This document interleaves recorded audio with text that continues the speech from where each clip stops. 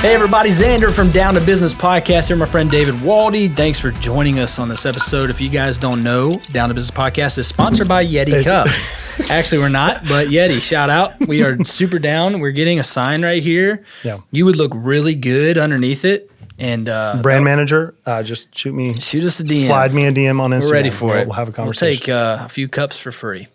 But if you guys don't know the Down to Business Podcast, we have a lot of new listeners and a lot of followers from a couple videos that kind of cranked out, which was cool. Mm-hmm. Everybody want to see your beautiful mug. Thank you. All my facial hair, that's so beautiful.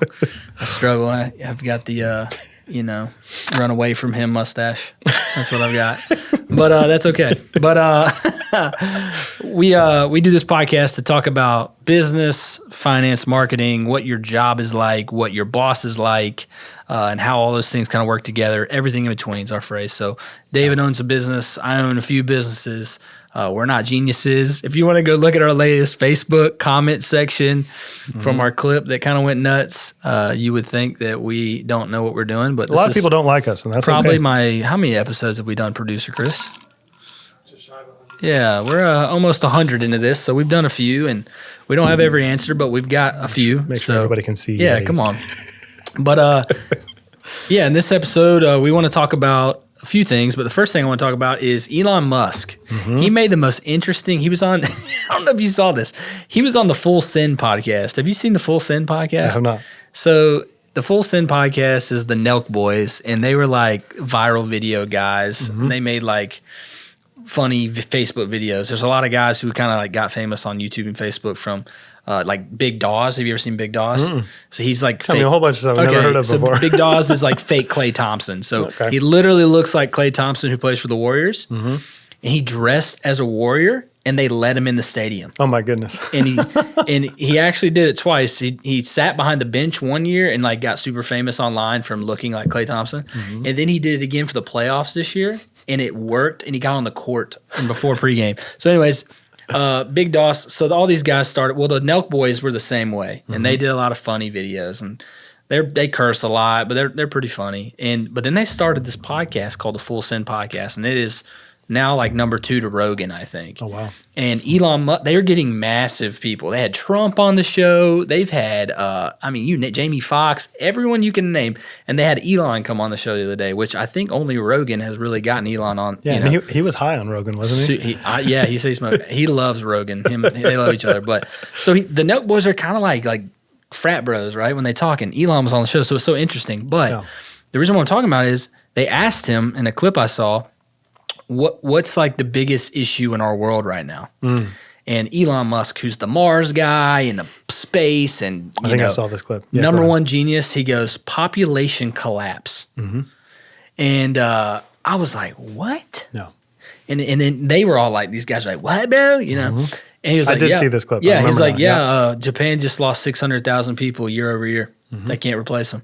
And America's the same way. We haven't had a replacement population since early 90s, early 70s. I think it was early 70s. I think it's been 50 years since we've had enough babies to replace the people who passed away. Yeah. And so I just wanted to say, like, just bring it up to talk about one. I don't think that is not a known thing. No, and that is so fascinating. The whole agenda is, around population control, and we've got too many people, and there's all these problems because of people living on top of each other. And I don't know. These people, I guess, don't travel. No, they don't. Like they've never. They don't travel. People don't travel anymore, really.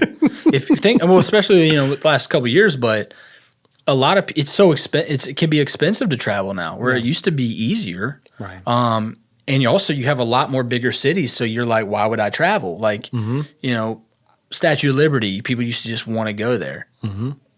Do you really want to, is it that big of a deal to go see the Statue of Liberty anymore? The Grand Canyon. Now, if you love the outdoors, but I know my parents' generation, my parents are 60, my mom's like almost 60, my dad's 63. That, you took a road trip for 2 weeks and you saw all these things and traveled and you kind of realized that, man, there's miles of nobody, right? Hundreds, if not thousands. But now with big cities, you have everything at your hands. Mm-hmm. You're right. I don't think traveling is as big of a thing, but I just thought it was a fascinating thing is don't let people feel like we have too many people. You know, it's like a big, and the Nelk boys, they were like, what are you talking about? Everyone knows we have too many people. And Elon's like, no, it's like the most misinformation thing. And he'd like rattle off all the data. Yeah, it's because we're trying to fit so many people into these concentrated areas, but you and I are the same. Like we could literally go out on our back porch and, shoot a 22. I do it every day. And nobody's... Not a gun part. Going back porch. Throw a Frisbee, right? You can throw a Frisbee as far as you can and you ain't going to hit your neighbor. Let's make sure we call it correctly. It's a disc. I'm sorry. I'm joking. It is a disc, though. If you guys don't know, I'm a disc golf player. Okay, well, let's have a vote then. Okay, in the comment section, would you call it a Frisbee? If I'm not saying like the people that are in the sport, you call that a Frisbee, that flat thing you throw, or is it a disc? I want to know. And if I get more votes for Frisbee, like you have to buy me something. I'll buy you a Yeti cup from our new sponsor. But I'm actually playing in the World Championships next week. I heard. Yeah. So you're going to Kansas, my stomping grounds. Yeah, I'm going to come in last place probably. But I'll be there. What you believe you become, Alex? Okay. See, Brett and I have I can't remember. Brett thinks I'm going to play terrible. I know Ennis already thinks I'm going to play terrible. And, but it's okay. If you've ever played disc golf, shout out in the comments. But Frisbee golf. Oh, God. Speaking of confidence. Let's give these people something useful today. Speaking of confidence, we're talking about, in this episode, actually, our talk is about confidence, and I need to be confident about next week. Mm-hmm. But you were talking, David, to me off air about you came back from a trip this weekend. Yeah. And one of the themes of the trip was having confidence in yourself. And I'm going to let you go off on that in a second. But I do, as a business owner, want to speak to people who are either own their business or are working somewhere and say that the last couple of years have made it hard for people to have confidence. Yeah. And confidence is a weird word, right? Because everyone always transitions it for cockiness or pride, or they all kind of get mixed in the same bowl, and I don't think it's fair. And that I can't wait for you for you were going to say about it. But with confidence, I want to acknowledge that it's hard for people to have a lot of confidence right now.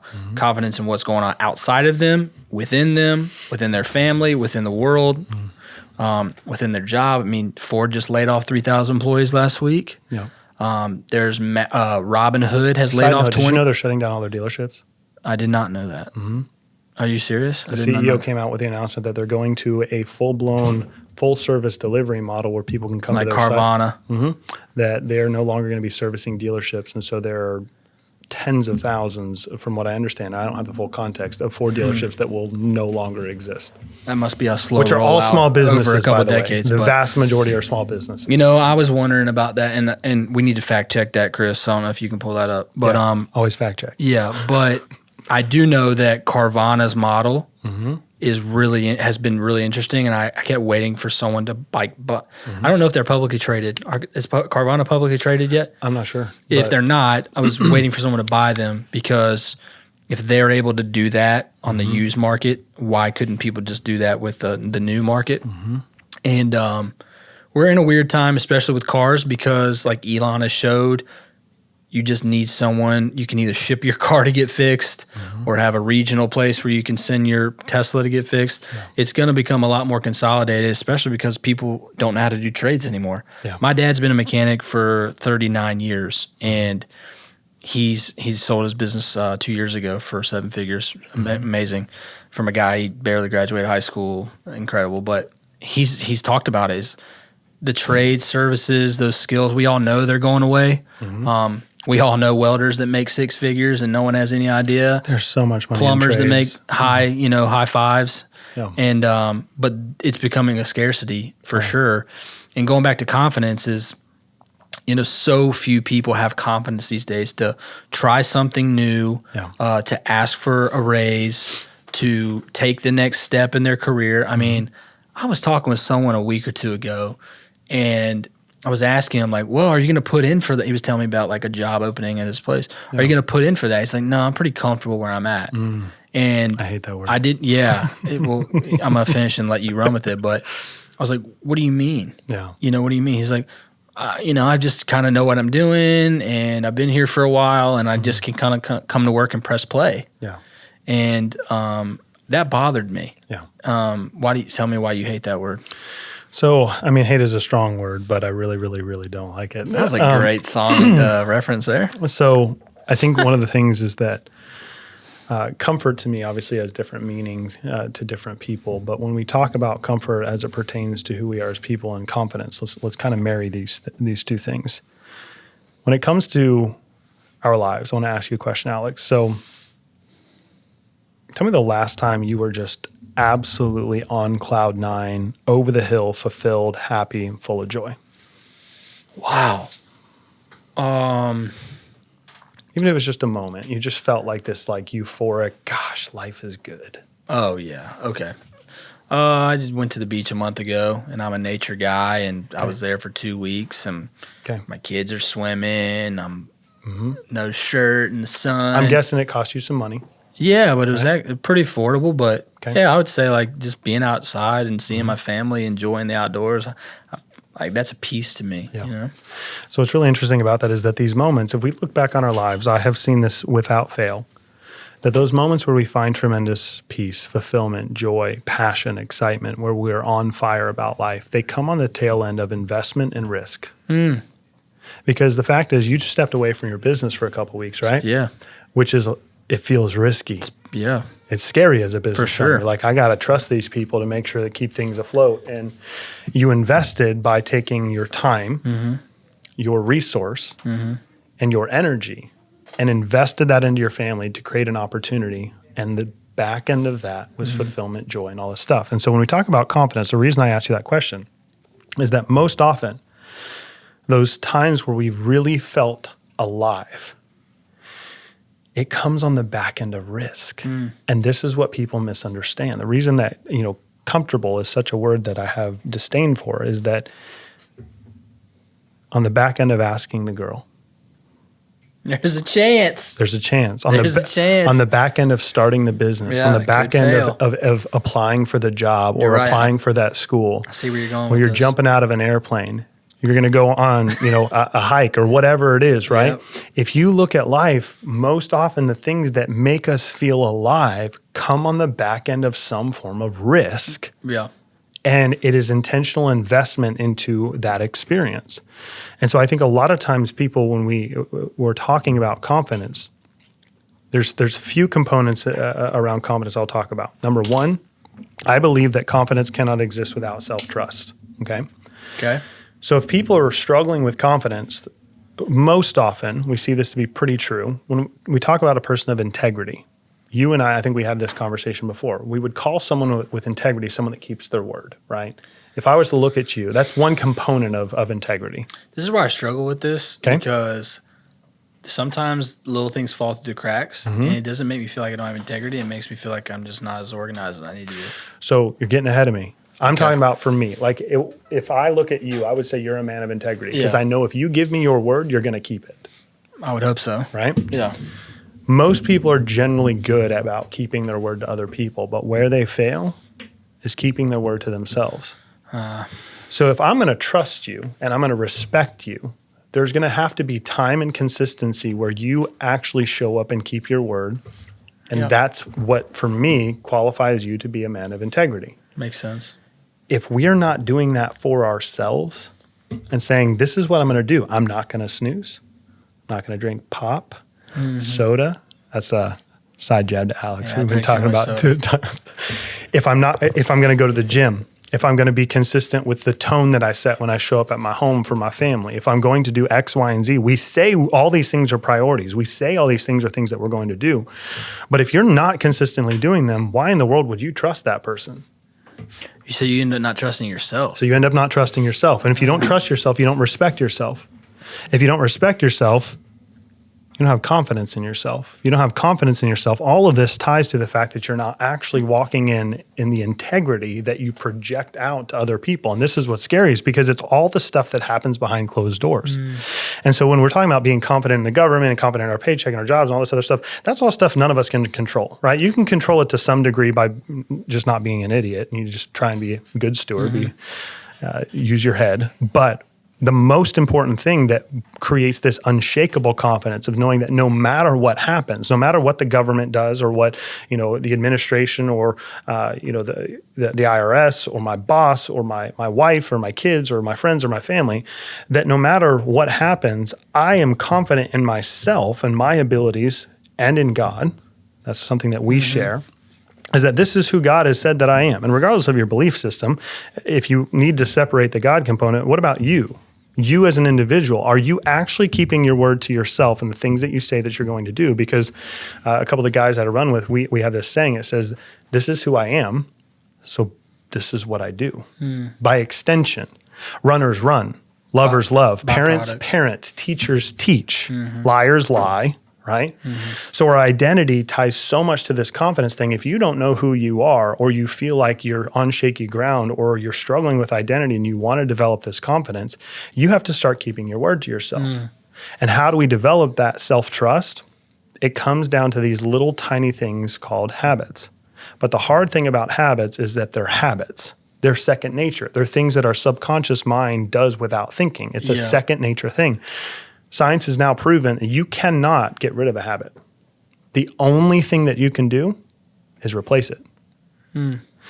So if you have the habit... So meaning like you have 5 spaces for habits, and if you're going to get rid of one, you have to replace it with another? You have to replace it with something else. Interesting. But you have to do it consistently, and this is the hardest part.